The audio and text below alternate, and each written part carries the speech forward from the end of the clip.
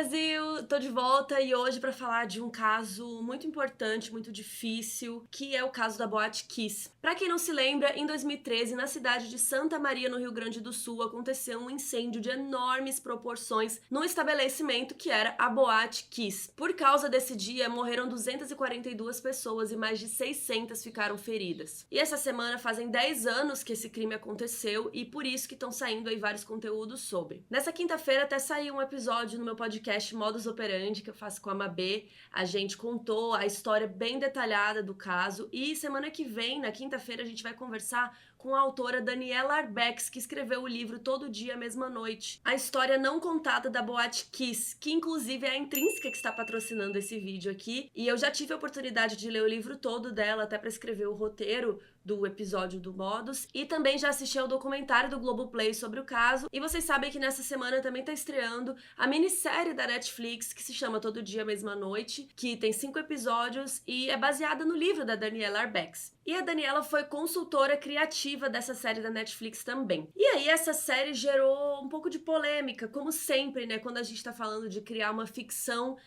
com base em um crime real. E eu já venho aqui pra dizer que eu acho importante, eu acho que a gente precisa fazer sim, a gente precisa com que essas histórias cheguem em mais pessoas. E a gente sabe que muita gente não assiste documentário, muita gente não ouve notícia, né, não vai atrás de notícia nos portais. Então eu acho que sim, uma ficção sobre o caso é importante de ser feita. No caso do livro da Daniela Arbex, que é muito sensível, é importante também porque, além de contar como aconteceu o caso, né? Então, tem depoimentos de sobreviventes que estavam lá dentro da boate no dia que aconteceu, então eles contam como foi a experiência de cada um deles. E ela também fala com os parentes, os pais de sobreviventes, né? Que inclusive criaram uma associação de vítimas e pais para eles estarem juntos e para lutarem por justiça, que também é outra parte importante do livro dela. Porque o que aconteceu na boate aquela noite não foi só uma tragédia, um acidente qualquer. Muita coisa corroborou para aquilo acontecer. Então, vários fatores, desde a fiscalização da boate que não estava correta, e inclusive por isso, né, por falta dessa fiscalização, não tinham saídas de emergência, não tinha iluminação no piso, a ventilação do local não era própria para dissipar fumaça, a espuma de poliuretano que estava no teto era totalmente indevida e foi ela que causou o incêndio, porque hoje em dia, até aqui no meu escritório, a gente usa espumas para isolamento acústico, para tirar o eco, só que essas espumas são apropriadas para ambientes internos e para estar num local como esse, elas são anti-chamas. E naquela época, em 2013, já existiam essas espumas anti-chamas também, mas não foram usadas. Então é um caso que tem muitas e muitas camadas e as famílias continuam buscando por justiça até hoje, porque os 4 réus principais do caso continuam soltos. 4 pessoas foram indiciadas e julgadas mais diretamente por homicídio com dolo, ou seja, com a intenção de matar. Que até o promotor fala no julgamento que não é que a gente tá falando que essas pessoas saíram de casa e falaram, vamos matar todo mundo. Não é isso, mas ele diz, a gente tem que pontuar que incendiar uma boate é um crime doloso. Então você não ter as normas de segurança corretas na boate é meio que você tá assumindo o risco de matar as pessoas, sabe? Então esses 4 réus são 2 da banda Gurizada Fandangueira que estava se apresentando no palco e que soltou um fogo de artifício que iniciou o incêndio. Um deles era o Luciano Bonilha, que foi quem comprou o artefato e acendeu ali na hora, na mão do Marcelo de Jesus dos Santos, o Marcelo que era o vocalista e que soltou os fogos ali que foi acendido pelo Luciano. Além deles, o Elisandro Spor, cujo apelido é Kiko, que era o dono da boate, que cuidava ali do dia a dia e que foi o responsável pelas reformas da boate, que era o responsável, né? E além dele, um sócio investidor, o Mauro Hoffman, que não participava ativamente do dia a dia, de acordo com ele, mas que era sócio também da boate. Então esses 4 foram julgados e condenados, mas somente alguns meses depois esse julgamento foi anulado, então eles seguem livres, eles ficaram presos algum tempo, assim, cada um, mas no fim das contas, hoje eles estão livres. Então as famílias querem que esse julgamento antigo, né, seja considerado correto, que valeu, e querem culpabilizar os servidores da prefeitura, como os bombeiros e as pessoas que trabalhavam na fiscalização da boate, que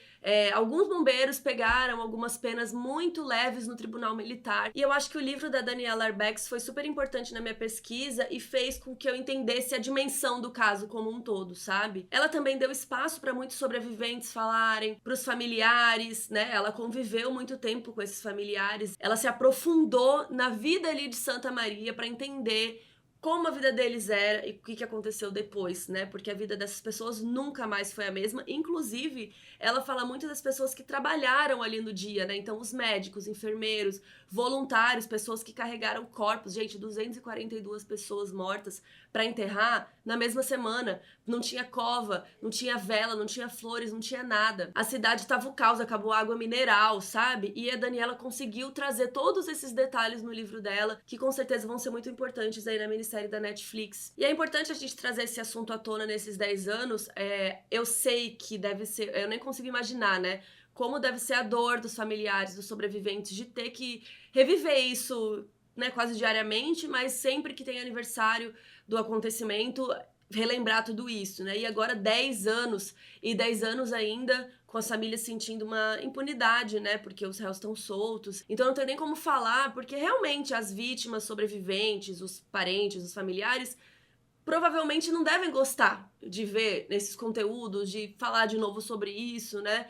Mas eu entendo que é importante a gente trazer isso à tona, porque casos como esse continuam a acontecer, gente. Em 2022 ainda aconteceram 4 incêndios muito parecidos pelo mundo, inclusive um na Rússia. E tem vários outros casos super famosos, como nos Estados Unidos, a boate The Station, que pegou fogo também, uma banda de rock soltando fogos de artifício. Em Buenos Aires também teve na boate Cromagnon, que também morreu muita gente. Também tem o caso da Collective, que tem até vídeo aqui no canal sobre os documentários do Oscar, acho que é de 2020, se não me engano, que Collective foi um filme que foi indicado a melhor documentário e melhor filme internacional, um filme da Romênia que conta um caso também muito parecido com a Boate Kiss. Então é importante a gente falar sobre isso.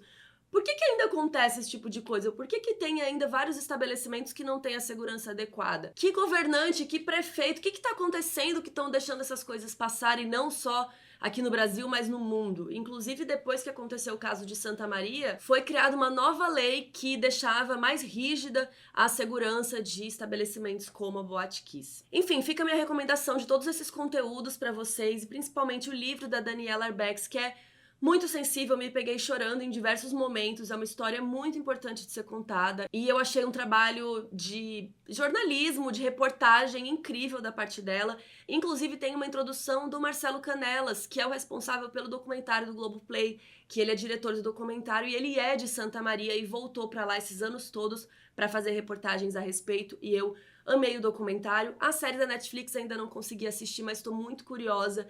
Também imagino que deve ser muito emocionante. Eu vi o vídeo de bastidores, vou até deixar linkado aqui na descrição pra vocês, dos atores falando como foi interpretar essas pessoas que são muito reais e que têm as histórias muito difíceis, né? Você imaginar que um filho seu de 18, 20 anos foi se divertir e morreu, e por causa de negligência de muitas pessoas, né? Então fica aí a dica de conteúdos pra vocês. E também quem quiser ouvir em áudio, tem o nosso podcast Modus Operandi, que saiu um episódio nessa quinta-feira sobre o caso. E na quinta que vem a gente vai conversar com a autora do livro Todo Dia Mesma Noite, a Daniela Arbex, pra ela falar um pouco sobre o processo de escrita do livro e também de como ela participou dessa questão criativa aí na série da Netflix, né? Que é muito difícil adaptar uma história tão triste pra uma ficção, né? Como fazer isso com sensibilidade. Então fiquem de olho aí, espero que vocês tenham gostado do vídeo, coloquem aí nos comentários se vocês estão assistindo, o que vocês estão achando dos conteúdos e se vocês ficaram curiosos pro livro. Um beijo, tchau!